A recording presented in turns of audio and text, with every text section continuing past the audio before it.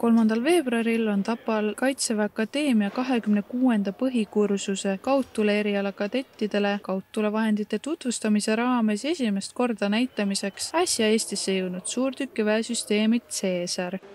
Täna hetkel olid meil siin suurtükkidega tutvumas kaudtule õppekava alusel õppivad siis kadetid, kelle teenistuskoht peale suvel kooli lõpetamist on suurtükiväes erinevate relvasüsteemide peal. Meil on sama kaliibriga relvasüsteem, 155 mm K9 Kõu. Need süsteemid erinevad peamiselt sellepärast, et need on ratasplatvormid, need ei ole roomikplatvormid ja tänu sellele nende liikumiskiirus punktist A punkti B Eesti piires on kordades erinev. Nüüd, kui me räägime konkreetselt sellest relvasüsteemist, et miks just Caesar, siis Caesar oma kategoorias punkt 1, ta on kõige kergem suurtükk, mis arvestades meie halba suusailma kindlasti annab talle plusspunkte.